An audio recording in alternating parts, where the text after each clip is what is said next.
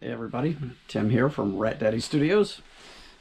Checking in to hopefully do this third and final attempt at making this video about my good friend Denny Johnson. Denny, as a lot of you know, or maybe some of you don't know, invented the Zinger model kits. This was back in the early 70s. Denny was 28 years old. He is now 82 years old. He's still building things. He's still a maker. And maybe not doing quite as much modeling anymore, but he's still very talented builder. He builds some really cool infinity mirrors. He does etched glass. So he's a man of many talents, but he's also been a great model builder his whole life, and he has a really nice collection of things, a memorabilia, and he's been a good friend for quite some time now. So I just want to share with you a few things. A lot of you or a lot of people, I think in general, may have been under the misconception over the years that Chuck Miller was the one that actually invented the Zingers model kits, and he is not. He did build the full-size Zingers. I believe Bob Larrabee had those commissioned, which is really cool and really flattering, I think, to Denny. And some of the newer Zingers have actually been at Denny's house. There's a couple of guys that have built clones. I know Mark Moriarty's got a couple. He's got a bug and a dune buggy. I think Dave Shooten has got a dune buggy and a bug, I think. And there's another fellow that's built a van. There's a newer one that's a Camaro. So there's a lot of them have cropped up. And the originals, I think most of them are still around. There were two Corvettes. I think one of them has been missing. But I think most of the rest of them have turned up over the years. And hopefully getting proper care, and a lot of them, they've been back out on the show rod circuit again out there at some of the major car shows, so it's really good to see these things out there.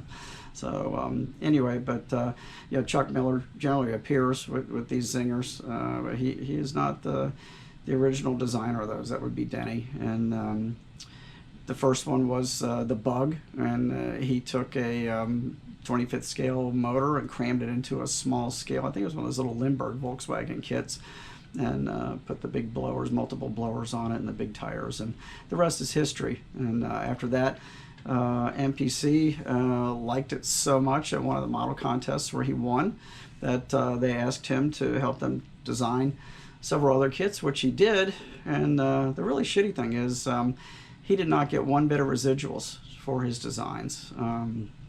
None. And you think about the hundreds of thousands of those kits that were probably sold over the years and still being sold. They were last reissued, I think, in 2010, and hopefully we'll see them reissued again. But you know, it was really lousy that he just didn't get any commissions off of those of any kind. He did tell me that he did design, I think, 3 of the MPC trikes, and they paid him like $1,000 a piece for those designs, and that was it.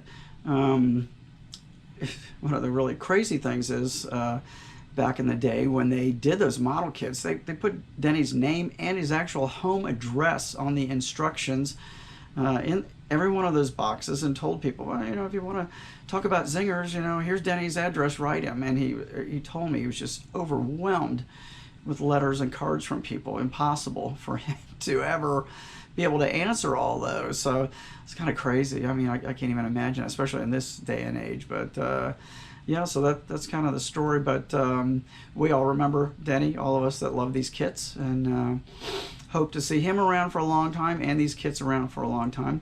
But anyway, I got a few things I want to show you out of my collection. I kind of dug into the archives for a few things here that Denny's been nice enough to send my way over the years. And just kind of get this a little crooked on my selfie stick here. There we go. Some of the first things I'll show you. This is one of the covers from one of those early car model magazines. These are also Denny's builds. These are not Zingers, but these are really cool, completely handmade, brass chassis, working steering, and this, they've got Richard Carroll tires on them. And this was during that period of time with those contests where Richard was still competing. Tough competition for Denny. You know, him and guys like Ira Dom, some of these other dudes from way back in the day. These guys were really, really talented scratch builders, and Richard in particular was just, you know, off the charts. But Denny's designs are right there. These little cabs are great. The airbrush work is really cool on these. So that's a couple of his kits, and this is one of the early Zinger ads that Denny sent me and signed for me, personalized. And Denny was not involved with the Super Zingers. That came later. He was involved in these original 7 designs here. But the Super Zingers came along later. The fire truck, I think, became CB Freak, if I remember correctly. But those were not part of his designs. This is one of the early Hot Rod Show Worlds with the Zingers on the cover. And I'm going to unfold this because this is really cool. This folds out. Let's see if we can get this out of here. There we go.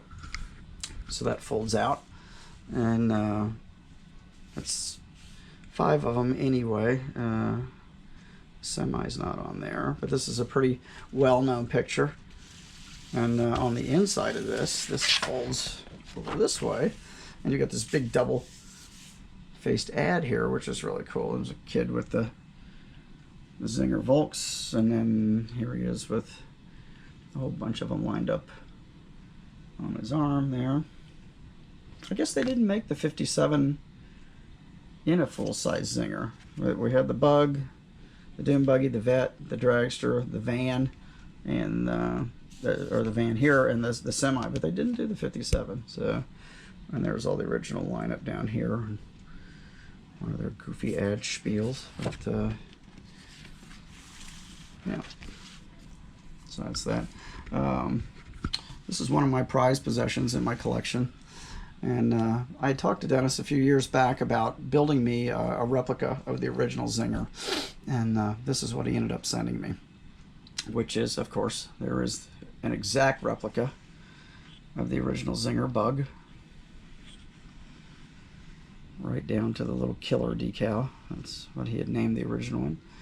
And then he sent me the Semi, which he personalized on top, which is really cool. And he built this really cool little display base for it, which has got one of his business cards back there, which he signed for me. But this is just a really cool piece, and painted everything up really nice. If you look really closely in the window of the Semi, there's a picture of me. He printed my face out and put me in the windows of the truck. So he's quite a character.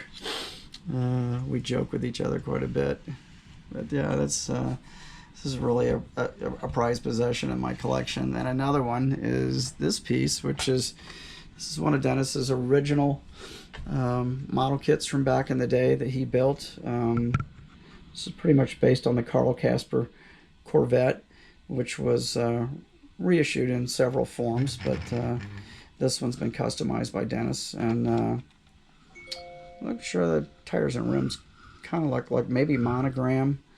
I think they used to call those starfish mags, if I remember correctly. But it's painted in a navy lacquer, and it's got some really cool graphics. And you can see the lacquer's starting to pop off in a few places around the windshield frame, which is typical with 50-year-old lacquer, which is now probably over 50 years old. But he did some really beautiful airbrush graphics on the car and on the hood, and typical for that day, the little circles and stuff and all different colored candies, and some flame work there on the sail panels. But yeah, really cool little build. And he just sent me this out of the blue a few years ago. I'm really stoked. If you look really close in there, I don't know if it's showing up in this light, but there's some really fine metal flake in that paint too. Really, it's still got that nice depth to it. So that's there. And another thing he sent me, now Dennis ended up, probably because of his airbrush work back in the day, and he was using the Paasche airbrush, he ended up getting a job with Paasche Airbrush Company, and he was a sales rep for them for 18 years. And he sent me this. If I remember correctly, he told me he got this from an older fellow that worked at Paasche that had just literally been there forever. This is a catalog from 1921, and I actually thought this was a reprint when I first got it, but it's not. It has all the original flyers in it. Everything's there, including really old pricing. But this is really cool, and it's just page after page of airbrush techniques, fonts, and of course some of the early airbrushes like the Model A and B, which these are still used in medical illustrations. That is still one of the guns that those folks use. I've never had the privilege of using one, but they say they are just fantastic on fine detail. And of course, here's some of those early. I'm trying to get this shadow off here. Sorry about that, guys. It's throwing a shadow off my camera. Let's see if I can stand this up here. Yeah, and there's some of those early airbrushes there. And and really, I've got some airbrushes dating all the way back to the 1930s, some Paasches and a few other models, Thayer and a few other ones. And basically airbrushes haven't changed that much over the years. The design has maintained itself. Of course, compressors have changed. There's some early compressors and air tanks. Just really cool stuff. But yeah, the basic airbrushes haven't changed much. But yeah, Denny was a rep for Paasche, and I think that's cool. And I still use my Paasche VLs are still my go-to airbrushes for a lot of the work that you guys see that I do. There's 3 of them hooked up on my workbench all the time. There's a VL and 2 H's, one for water-based, one for urethanes. And my VL, I same way with my VLs, but there's always 3 of them out there hooked up on my manifold. So I still use those quite a bit. And I've got Iwatas, and I've got some other really high-end guns, really good guns, but I still find myself going back to that VL. And I've actually got one put together with all 3 needles, 1, 3, and 5, for different work. And I like the Iwata. I've got an Eclipse that I use fairly often on really fine detail work as well. But anyway, and if and he might kill me for telling you this, but if you guys want to get in touch with Denny, I will ask him if it's okay if I give out his email, and probably won't give out his address, but I will give out his email anyway. He might like to hear from you guys, so I will run that by him and let you know.